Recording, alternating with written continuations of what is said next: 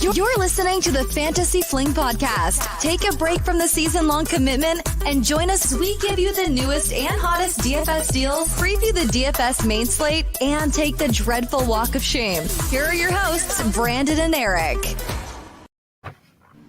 Welcome back to another edition of the Fantasy Fling DFS Podcast. It's week 11. Damn, where did the season go? I feel like it's already over almost. We're making that playoff push already, man. Yeah, for season long, for sure. Yep.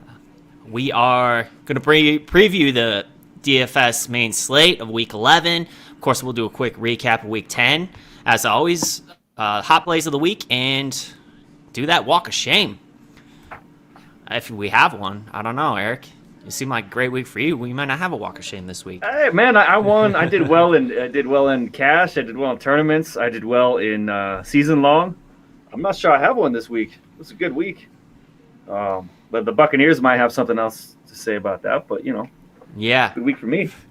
For sure. Yeah, they. We'll get into it, but Buccaneers almost ruined my entire week. I was hanging on by a thread. Oh dang, man.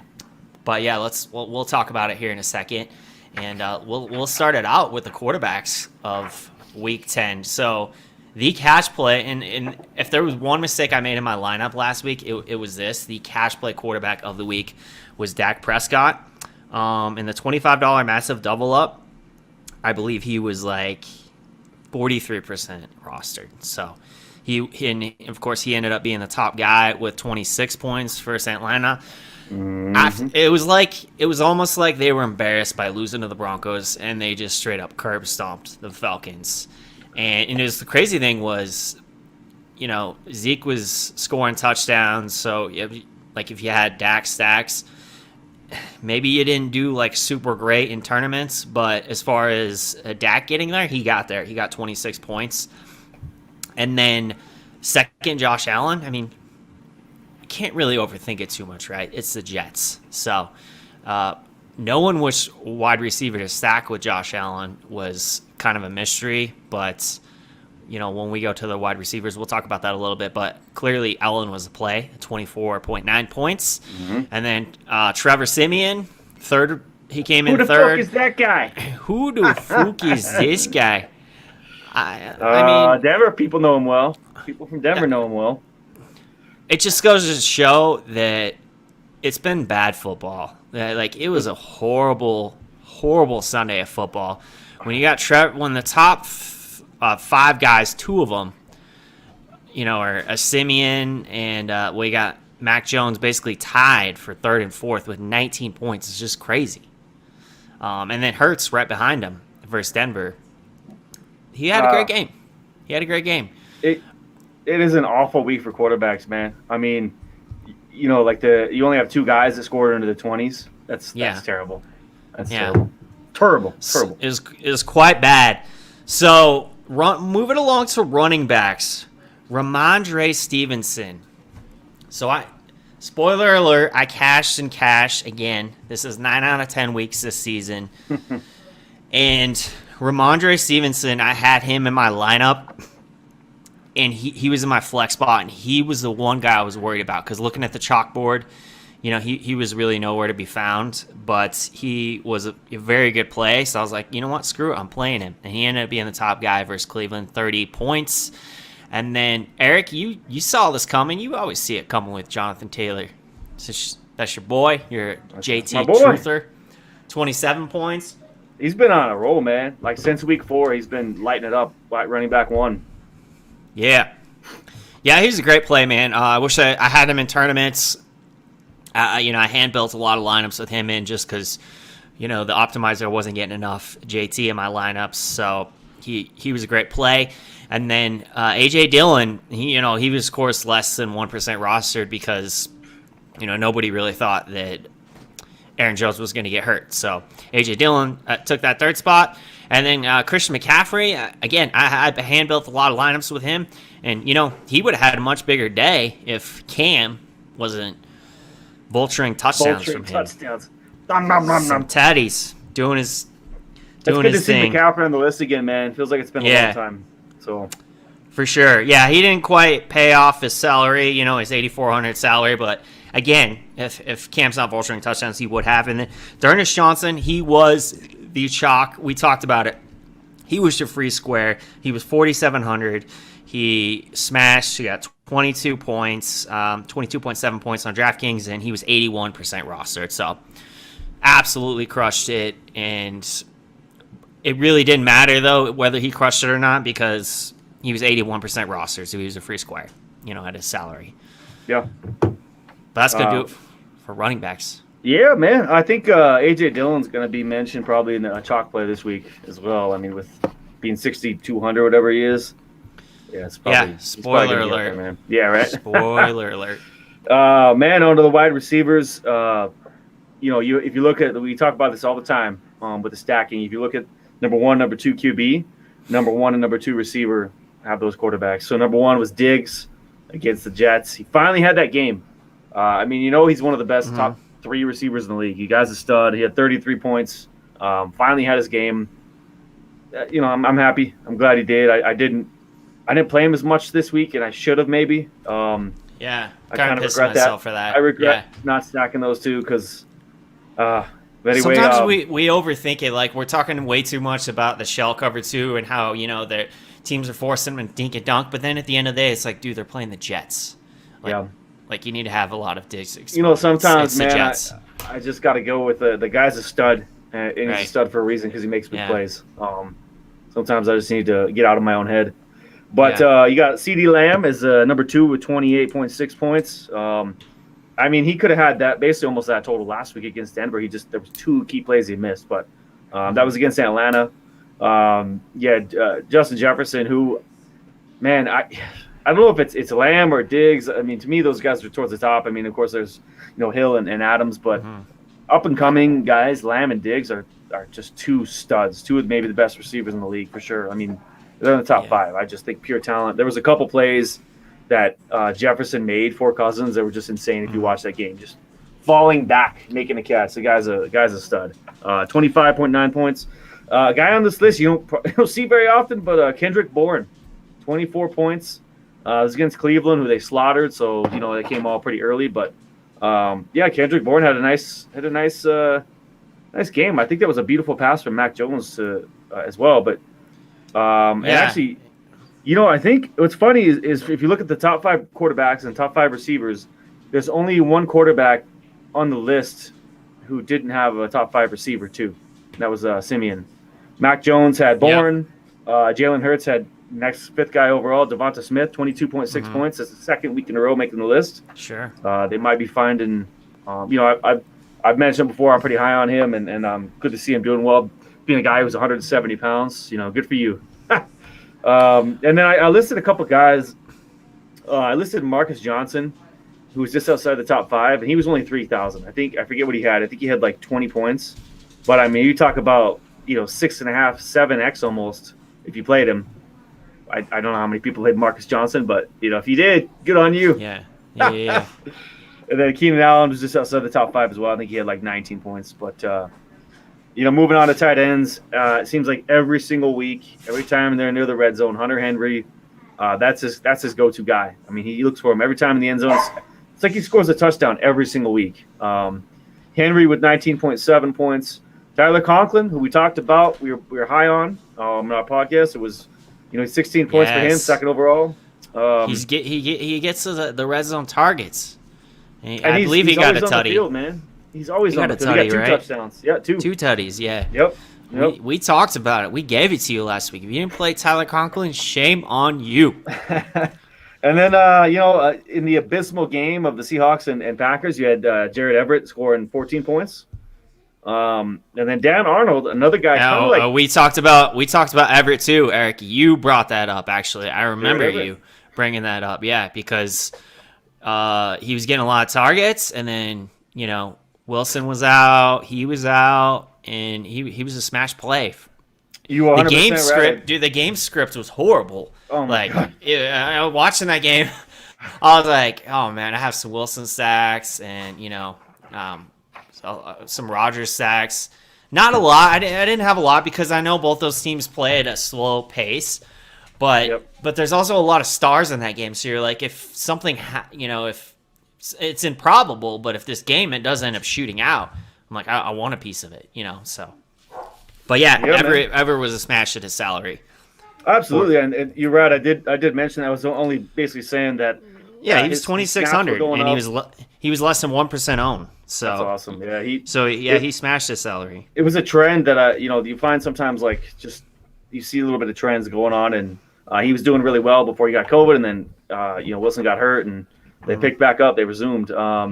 Number 4, Dan Arnold. He's kind of similar to Conklin, where he's always on the field, and he's always kind of looked for. If he could find that end zone that put him up there with the receivers or higher up, but he 13.7 points, and then Austin Hooper, they just got destroyed, but he had 12.5 points against the Patriots. And then you had just outside the top 5, 2 players from the same team, Noah Fant and Albert O.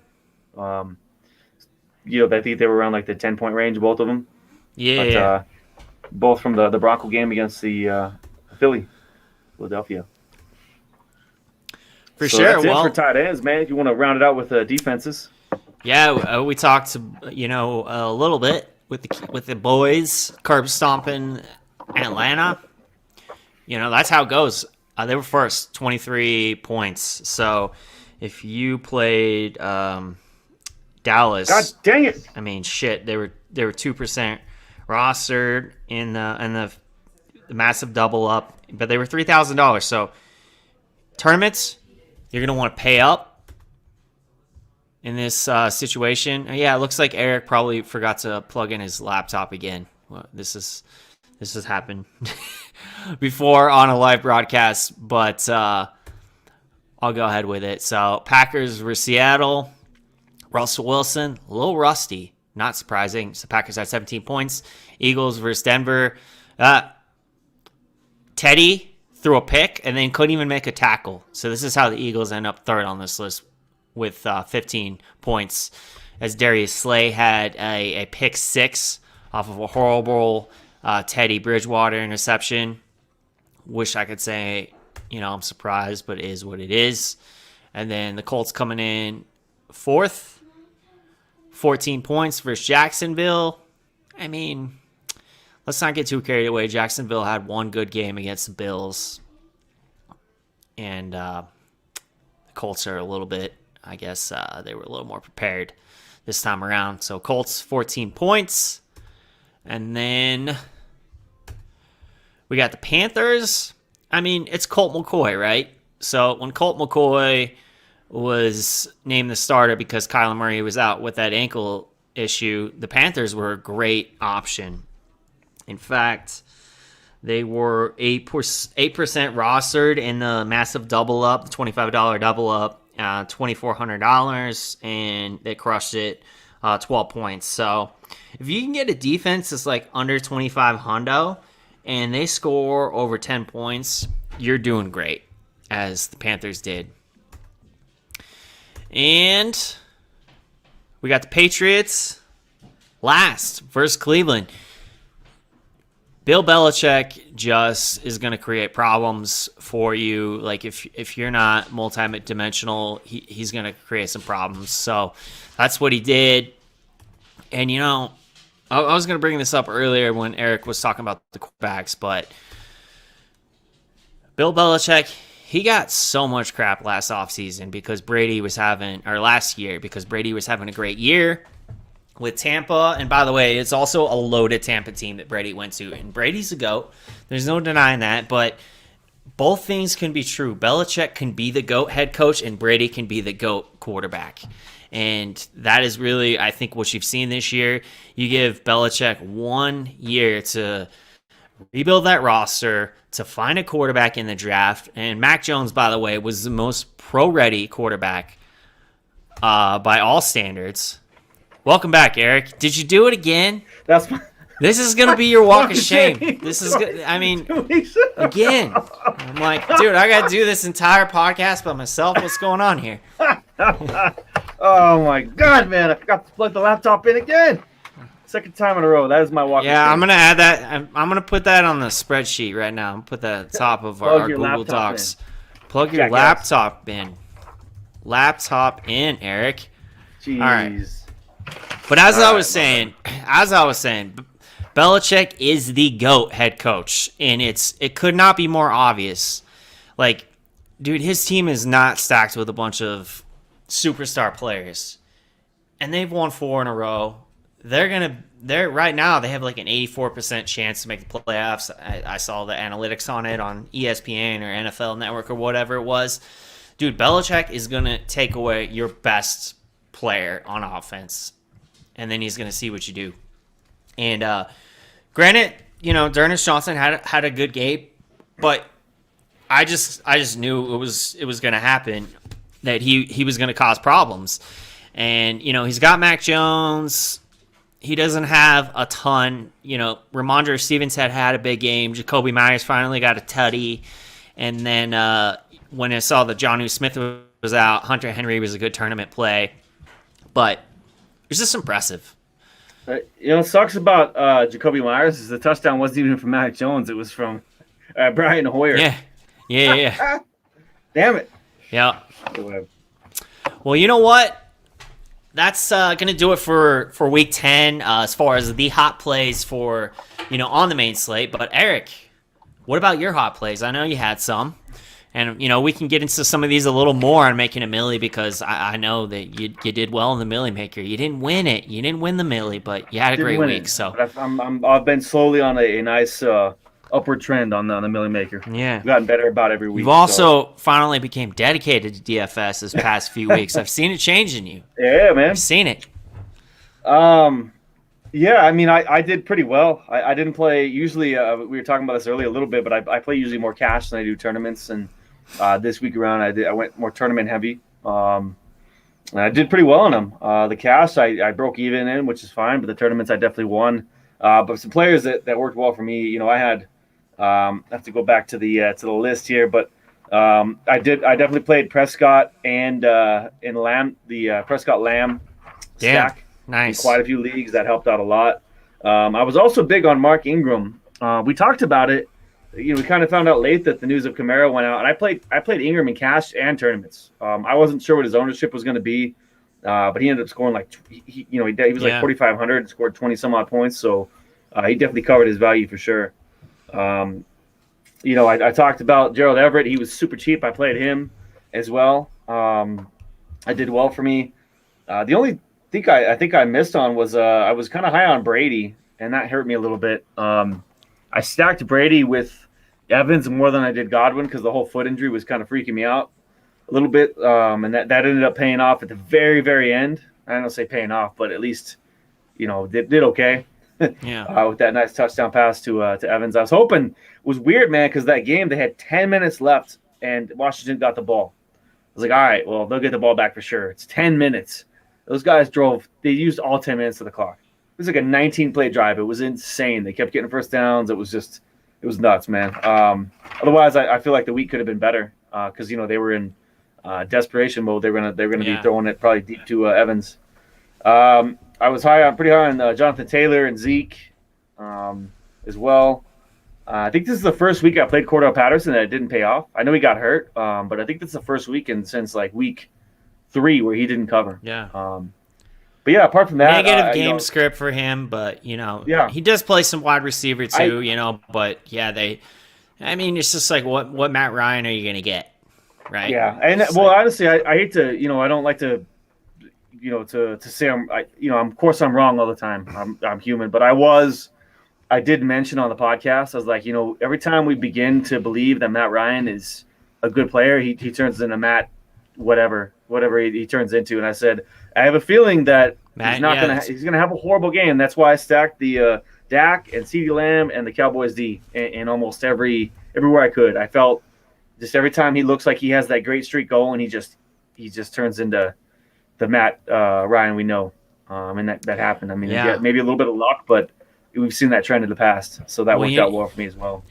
What's funny is remember when he was really good, they used to call him Matty Ice because he's ice cold. Yeah, I mean, he's in DraftKings terms, he's a snowflake because he got 2 points. So he was cold. I mean, in all fairness, I do feel bad for him, man. Like, Julio's gone. Ridley's having some mental issues.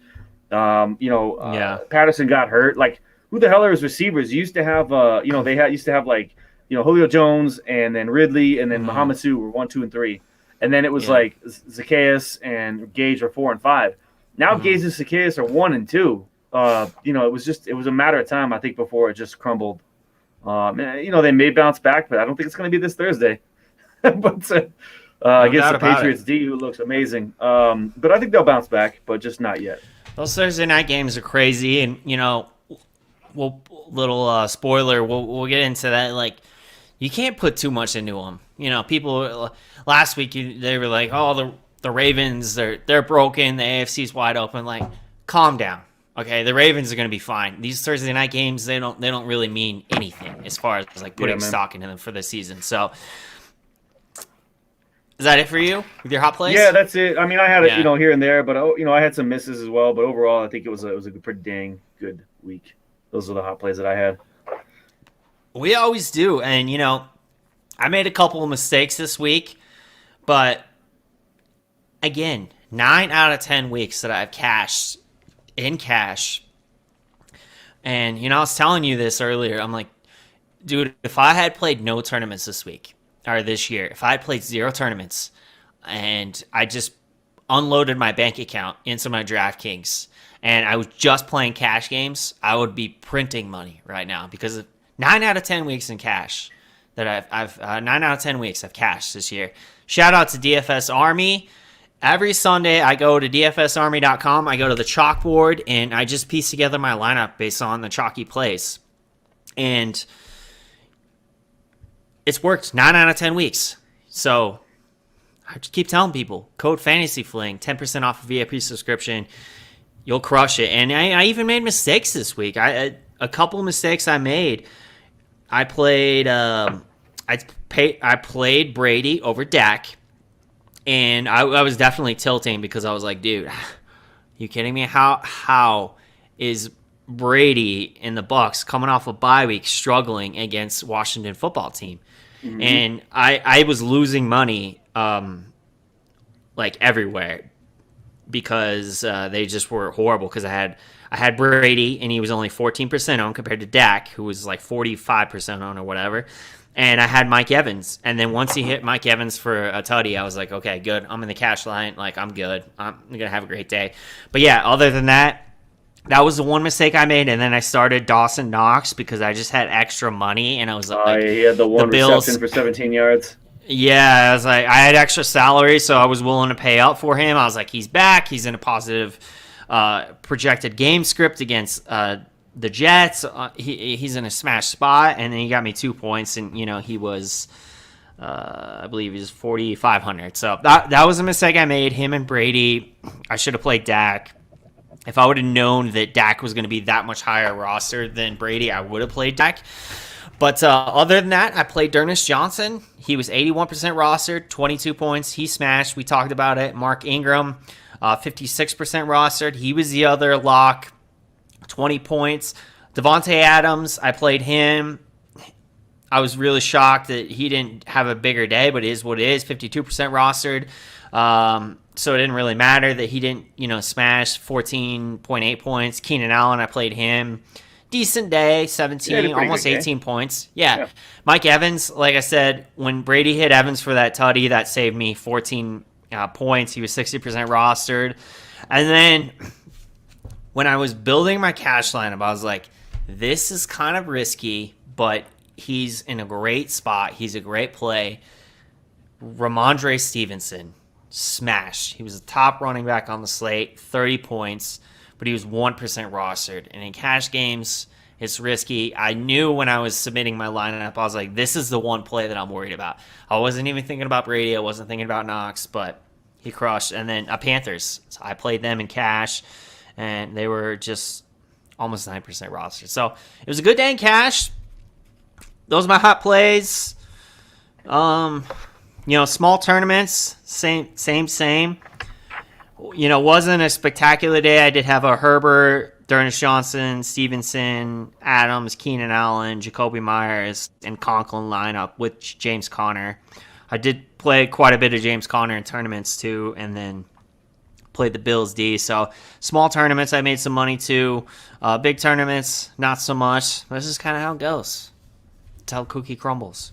Yeah, man. I will say with Stevenson, watch out for that guy moving forward. Like, I know that right now, Harris is Belichick's boy. That's he finds a guy he likes, sticks with him. But if you just watch him run, he's bigger than Harris, but he moves like a smaller guy. Like Harris doesn't have a whole lot of lateral movement, but like if you watch Stevenson, for a guy who's almost 230, the guy has really good lateral movement. He's really good. He might be someone to just keep an eye on moving forward. Absolutely. You watch him on film, he's fun to watch for sure. And he's a good pass catcher too. So Harris doesn't do the pass catching at all, basically. So that's one thing he has up on him. But unless there's an injury happens again or something, it's kind of hard to trust him. It's kind of a dart throw. Yeah, man. Well, let's get into our walk of shame. So for me, once again, and I've came to the conclusion, I talked about this last week on the Fantasy Fling podcast. I said I was going to break up with some leagues. I'm doing it. Mid-season madness. This is a dynasty league I joined last year. It was auto-drafted. Mid-season. I don't like it. I'm in too many leagues. I started Kyler Murray. I just don't got time for dynasty leagues. I'm a one dynasty league man. Next year, that's it. I'm breaking up with them. I keep starting fucking players on bye. I can't do it anymore. So it's over. That's my walk of shame. I think that, in my opinion, dynasty leagues are easier to keep up with than redraft, only because you have a one draft. They are throughout the year, which is kind of fun in the off season. That's where a lot of dynasty stuff is fun. But then you get the rookie draft, and you just continue. And there's not many players on the waiver wire. But yeah, I get it. If you're in too many, it's hard to keep up with. But well, it's not that I'm in too many if that's my focus. But my Sunday morning, I'm telling you, like I wake up at 5:30, 6 a.m. and it's just DFS until lock. And I might like glance at, my leagues, like my main leagues, like real quick. I'm like, oh, this guy's out. Like the league of record, you talk about our league, I'll pay attention to that. But other than that, like I don't, like it's literally 99% DFS. And that is my Sunday morning routine. So I just can't do it. I can't do it. It's like back in your single days when you're trying to juggle too many, people that you're talking to, the roster or whatever. You mess up. You text the wrong person. You just can't do it. So I heard that. Yeah. So for me, my walk of shame is you guys all anyone who's watching just witnessed it. Like I had a great week for the second podcast in a row about the same time period, about the 20-minute mark or whatever. My damn laptop died because I didn't plug the power in. That's my walk of shame. I mean, usually some weeks I have really bad weeks, but this one was a good one. Apart from, letting my laptop die again. Yeah, it's embarrassing. It's okay. It won't happen again. I put it in the Google Docs, so when you go to do the sheet, I know you'll plug your laptop in. It's at the top now, so you can't miss it. Shit. Well, let's look ahead to Week 11. We've spent too much time on Week 10. Let's start it off. But so we're gonna get into the hot plays of Week 11. But speaking of hot, so Owner's Box, this is a hot deal. It's Superflex. It's DFS. They're doing a $25 match with your first deposit. They continue to have rake-free contests, overlays, no sharks.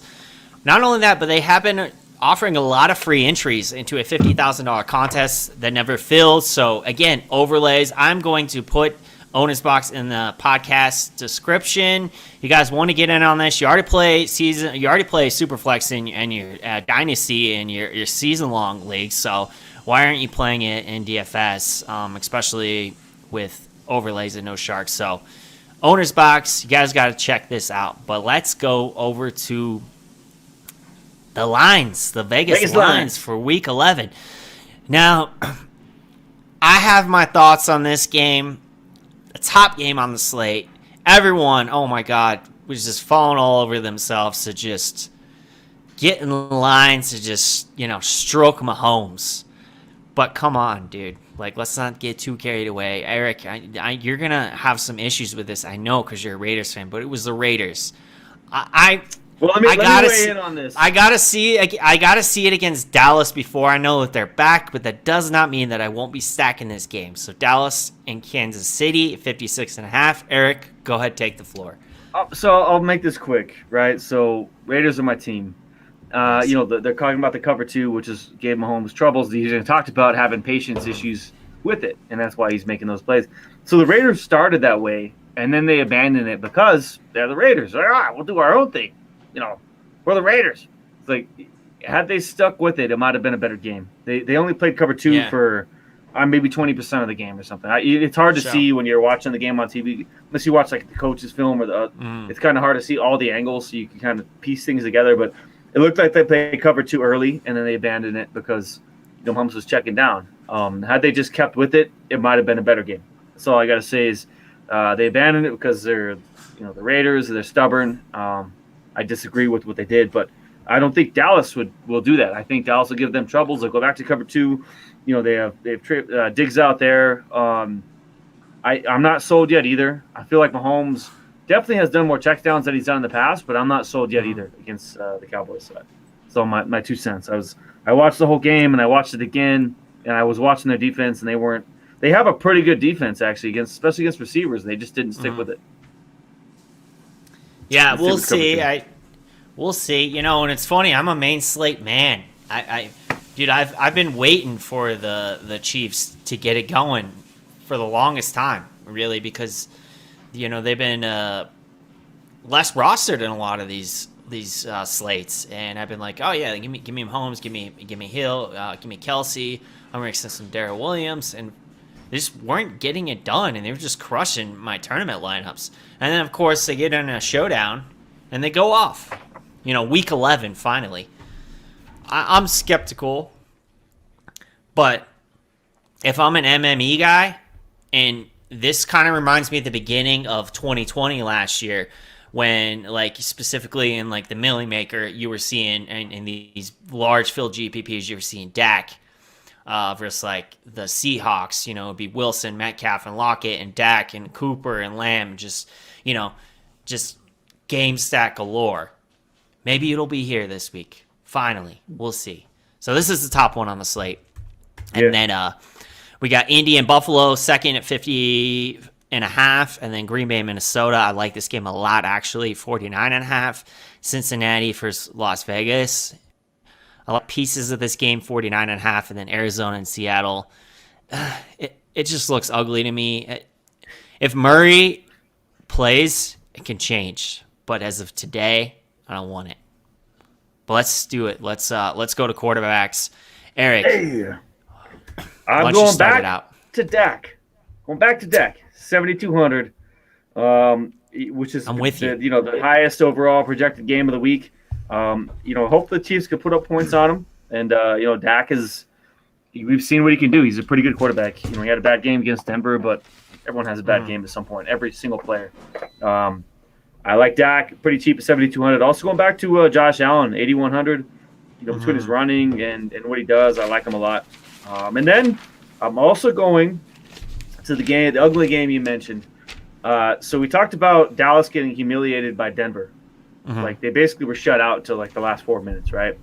Well, that just happened to Wilson. That was the first time in his career they've been shut out. A lot of times when that happens, they bounce back real well from that. They're like, you know what? Yeah.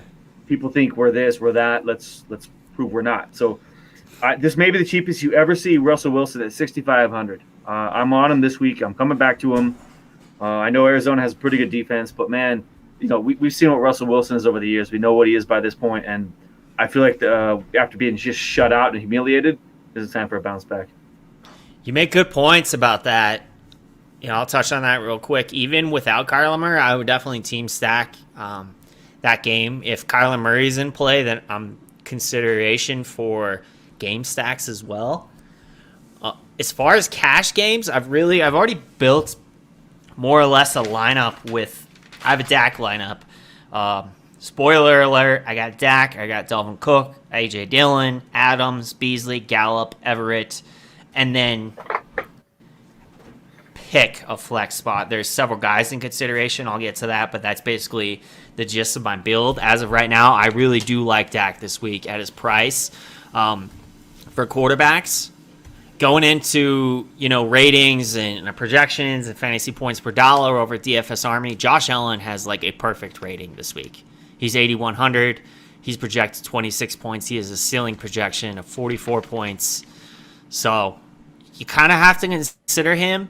That said, I don't see enough value to pay up for him right now in cash games, but tournaments, yeah, I got to have some Allen lineups. But for cash games, I was looking at Mahomes and Dak. I'm leaning towards Dak at 7,200 just because it's cheaper.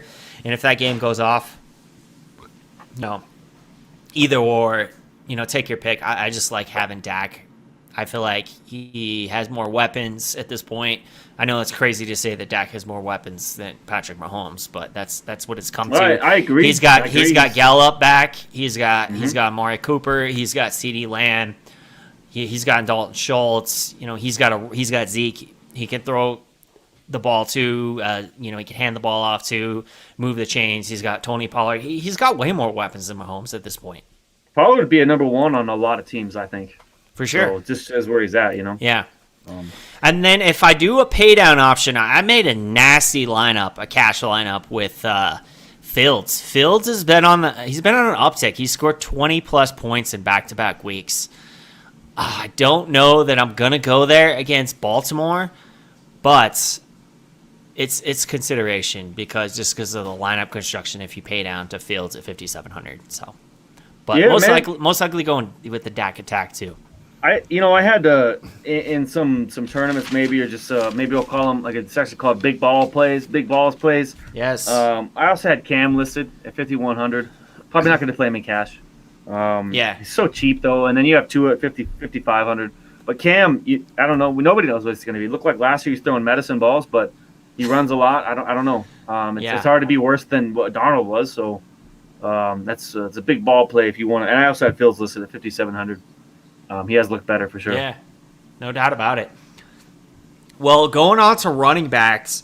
So I have a lock for the week, and that's A.J. Dillon, as we alluded to earlier. Quadzilla. With Quadzilla. It's you mentioned in the group chat Quadzilla season incoming. A.J. Dillon, 6,200. That's a smash spot for me. I don't know where else I'm going to go besides this next player, but this next player, Dalvin Cook at 8,200. So I went back and looked at his game logs last year. 2 games against Green Bay. 1 game with 21 points and the other game with 48 points. So I'm all about it. Pretty, yeah, I mean, look at the average. It's like 30-plus points. So I'll take that. And his worst – if in cash games, if you play him at 8,200, you're not going to win a tournament if he scores 21 points. But, yeah, you're fine in cash. Right. But if he scores 48 points, that's Millie Maker winning upside. It's you name it, play action. So, yeah, I do like Dalvin Cook. A couple other considerations. He's definitely going to be a tournament lock for me, whether he's chalk or not. I'm going to play. I get a lot of exposure to him in tournaments. Whether it's Chubb or D'Ernest Johnson, both of these guys I feel like have a really good matchup this week. I'm going to go over to the Domination Station, over to DFS Army. So, yeah, dude, it's against Detroit. So, Chubb or D'Ernest Johnson, if Chubb's active, I will have consideration paying up for him at 7,800 in cash, but also in tournaments in all formats. And if there's no Chubb, then D'Ernest Johnson, once again, is a lock. He's going to be another free square at 5,600 against the Lions. I mean, dude, the Lions couldn't even beat Mason Rudolph's Steelers last week. And then on the other side of that game, Swift is a strong play this week. Now, I was tilting so hard last week because I had so much Swift, and this other dude scores a touchdown, like a long, 65-plus yard touchdown, and I don't even know how to pronounce his name, but I was just tilting. I was pissed about it. But nonetheless, Swift is still a good play. 7,000. 18-point projection. I believe as far as fantasy points per dollar, he continues to be one of the top guys. He's coming in third right now of running backs. So I do like him. Again, Ingram, if no Kamara. And then last, for me, a running back is... I do like Taylor. So Jonathan Taylor has a bad matchup versus the Bills. Versus the Bills, it's not a good matchup. However, that game is a high projected game. It's the second highest on the slate, actually. And Jonathan Taylor is their best player on offense. It only takes one game or one play for him to take it to the house. And, a bad matchup turns into a great day. So, tournaments, give me JT.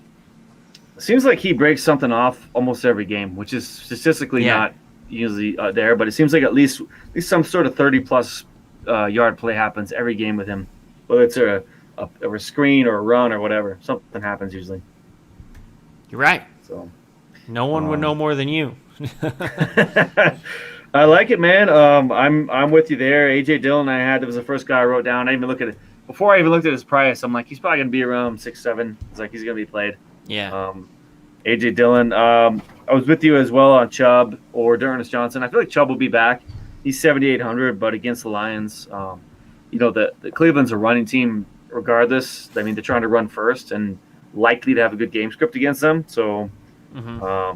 Also, I have James Conner, 6,100 again, with Edmonds out.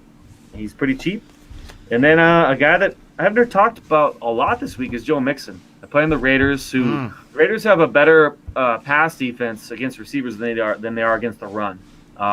They have two guys, Ngaku and Max Crosby, who over pursue. They pursue heavy, so that's kind of why the run works against them sometimes because they're all the way on the outside. And Mixon 7,600, and he's got a good, he's used a lot in the passing game this year. I feel like this could be a pretty good game. The Raiders looking to bounce back. Same with Cincy. I think they both lost it. Both of them have lost 2 in a row, so they're both kind of looking to bounce back from that. And that was about the only other guy I mentioned. The big ball play. If you want to throw in some Jeff Wilson, he's 5,100, but you just heard. Elijah Mitchell just had surgery yesterday. I think they put a pin in his finger, and I know the players have come back and played from this, but they're saying he should be able to play. He could play. Like, why would you risk it? Like, why would you risk him getting people swatting at his hand and carrying the ball? I mean, that's got to affect carrying the ball, right? Anyway, Jeff Wilson is really cheap, and he might be involved because the 49ers try to run almost as much as any other team in the league, or more than any other team in the league, rather. So I feel like at least more weeks than not, there's some value that opens up on the slate, and it's normally late. And, Ingram too. Wilson, he can definitely be that guy, for sure. Shanahanigans. Yeah, man. He's the one guy. That's one thing with Shanahan though, is like he has trust in Wilson. I think that's why he gave, instead of bringing back Trey Sermon. He gave Jeff Wilson 10 carries, on Monday night. So, shows he has trust in him. Coming back off an injury, he still used him over Sermon. So there you go. No doubt. Well, as far as wide receivers, we'll get into that next. The top guy for me this week is Devontae Adams. So kind of like with Dalvin Cook, I went back and I looked at Devontae Adams last year against Minnesota. 2 games. 41 points and 30 points. Like, yeah, dude. I'll take that for sure. He's 8,400, but even if he scores, 30 points, 25 points, you'll certainly take that in cash. So, like him, there are pay down options this week with Gallup back. I like him against Kansas City. He's a very cheap option. If you want to be able to pay up for a Dalvin Cook, you want to be able to pay up for Devontae Adams. He's only 4,200. Kansas City has defensive issues, so he doesn't have to do much to get there. I like Beasley to bounce back this week too against Indianapolis. He's 4,800. So those are going to be my cheaper options. Of course, Adams being the higher price. And then, again, Diggs is in another great matchup this week. I believe has 7,900. He's an option. I mean, there's there's going to be a lot of wide receiver options. A.J. Brown is in a smash spot. He's the focal point of the offense. If you're looking for a real punt at the position, Marcus Johnson, he got like 25% target share last week, and he's 3,500. So there's also Waddle, Jalen Waddle going against the Jets. He's 5,600. So there's just so many options. Tournaments, you got to have a lot of exposure to these guys. Jamar Chase, people forgetting about him against the Raiders this week. That's a high-scoring game, projected anyway. And, sometimes it's recency bias. He had 1 week where he almost got in the end zone twice but didn't.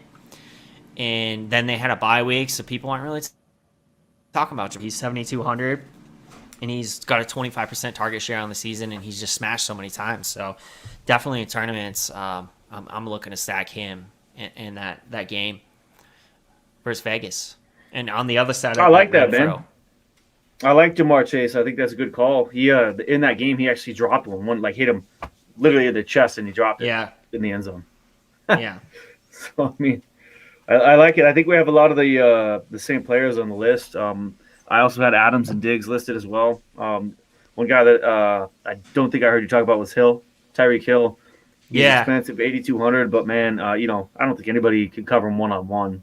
We'll see what they do with him, but Tyreek Hill is always, he's highly targeted. He's always used. And another guy, kind of bringing up, and I talked about rather Seattle bouncing back. A lot that's a good point. Seattle bouncing back with Wilson will also be partly DK, I think.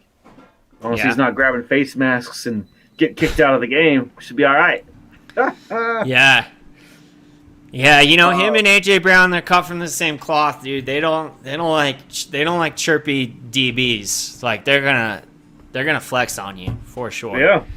And if you're looking for some cheaper guys, I have Christian Kirk listed, and that's a lot dependent on if Kyler Murray comes back. He's 5,700, but with DeAndre Hopkins looking like he may not play again, with Kyler Murray back, he might be a real cheap tournament play, 5,700. If you're looking to kind of find an alternate for Adams, MVS is only 3,700. It only takes one big play from him, and he's shown that he's a big play guy.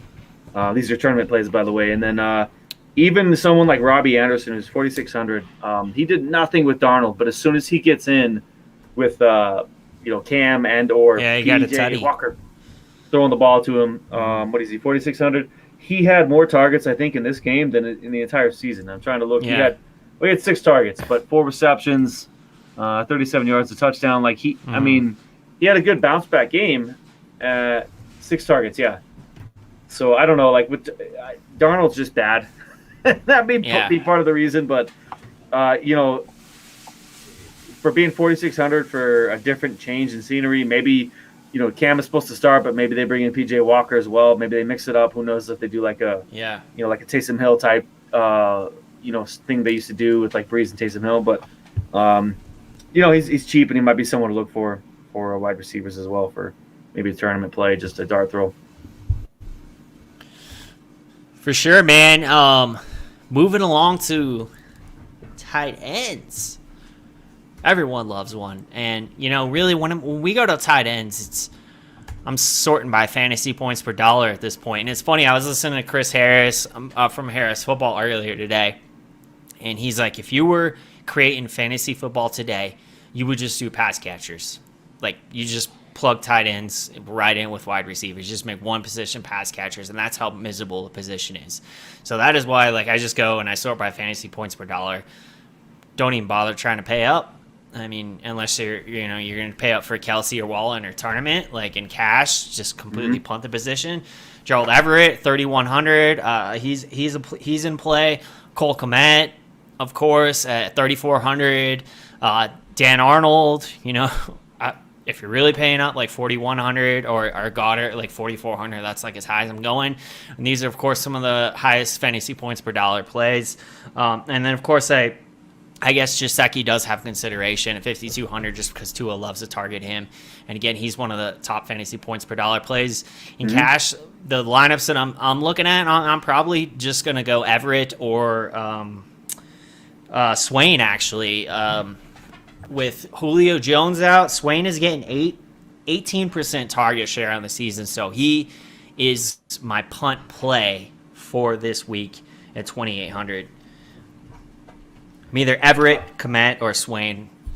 Those are the three guys I'm looking at in cash and tournaments. We'll have different exposures to different guys like Gesicki and Waller, but that's where I'm looking in cash. I like it, man. I'm the same way as you. There's only one guy that I'm maybe paying up for, and that's Dalton Schultz at 4,600.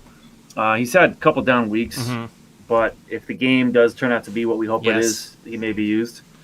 So apart from that, though, I'm with you on Komet. I also had him listed at 3,400. I think all the guys I have listed are high. I love Dan Arnold, but he keeps, unfortunately his price just keeps going up and up and up, which is expected, right? So the next Dan Arnold that I'm kind of on right now, if you look at someone who's on the same trajectory, is Adam Troutman. He's 3,300. His last games, he's had 6 targets, 6 and 7 and 6. He's getting used more and more. His usage is kind of going up, similar to like how Komet's went up and how Dan Arnold's went up. He's on that same trajectory, and he's 3,300, super cheap. And then the other guy that I have is CJ Uzoma. Anyway, he's 3,500. But yeah, he's shown that he can be, if nothing else is working, he's shown that he can put up 20, 30 points in the game. He's shown that already. So he may not give you much, but he may put up a lot. And at 3,500, might be someone to throw in like a tournament play. Yeah, for sure, man. Well, finishing it off with defenses, over at DFSArmy.com and the Dom station with fantasy points per dollar perspective, we got the Panthers. If you're paying up a little bit, 2,700, going against Washington football team, that's consideration. It's crazy. As crazy as it seems, the Chiefs versus Dallas, they're 2,200. They're coming up as one of the top fantasy points per dollar defenses. I don't know. Seems wild to me, but sometimes you guys just trust the projections. The Browns, if you're paying up a bit, going against the Lions at 3,100. And then the Jets, I don't know. I wouldn't do that at 2,300, but, those are some of the more higher fantasy points per dollar. I believe the Jets at 2.73. They're right there with Washington football team. So, yeah, it's volatile position, just like, tight end. So, as far as from a projection standpoint for tournaments, the Dolphins 3,600 against the Jets. Again, the Browns are there. The Panthers, the Ravens going against the Bears. Those are the top guys. And then, of course, if you really want to pay all the way up, the Titans going against Houston at 3,900. Tournament. It's a tournament play. It's not something you do in cash, but in tournaments where you need that type of ceiling, if you could find enough value, you can afford to pay up that much. The Titans are they're kind of a trap game almost, because if you look at like the beginning of the year, if you just look at the stats from now till last week, basically, they look like they're a good play. Like, oh, that's a great defensive play against. But in reality, if you kind of rewind and you look back at like defenses do that all the time, right? They start out bad and they end the season. You're like, dang, I don't want to play against that defense. They're one of those defenses now where on paper, if you just look at the accumulation, they look like an easy matchup, but in reality, they haven't been lately. So, Titans are one team to look for. I'm with you on a lot of those. I was looking at the Dolphins, have a great matchup, and the Browns have a great matchup. There's, if you want to have a couple of big ball plays, some big balls, I have two of them. One being, and you're going to think this is insane. I understand, and it probably is a terrible play, but it's a tournament play. The Lions. And I'm only saying this because they only need to like 4x and I need 8 points. I mean, it doesn't take much. Just a pick six or something like that. They can basically. Well, and when Baker has an injury, he's not very good. And that's what I was also getting at too. Is Baker his shoulder, his ribs, now his knee. I mean, I don't know if he can throw the damn ball. And they're going to have to rely on the run, which the Lions are. They're okay, and they're not great.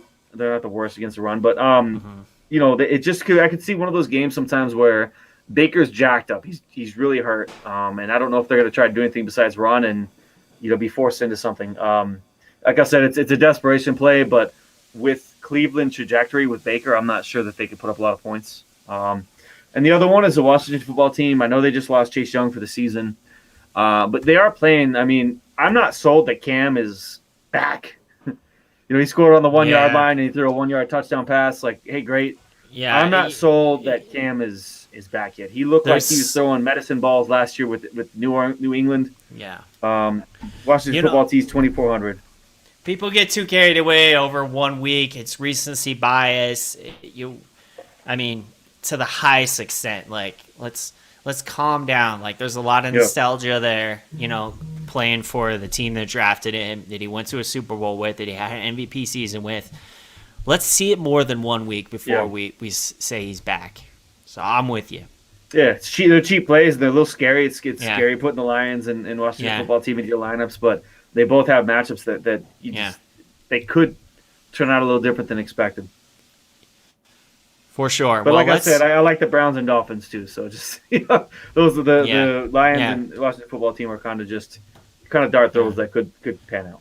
And as always, these games can go a lot of different ways. So it's not always what's most likely to happen. There's that 15% scenario that could play out in a tournament and ends up being a smash play for the week. I feel like 3 weeks in a row we've seen things that weren't supposed to happen, right? Like the Jets beat Cincinnati, and then Jacksonville. The Broncos beat the Cowboys. Yeah, and then Jacksonville beats the Bills, and their defense scores like 14 points. And then what was the other one last week? It was Washington beats the Buccaneers and have a pretty good defensive performance. You just never know.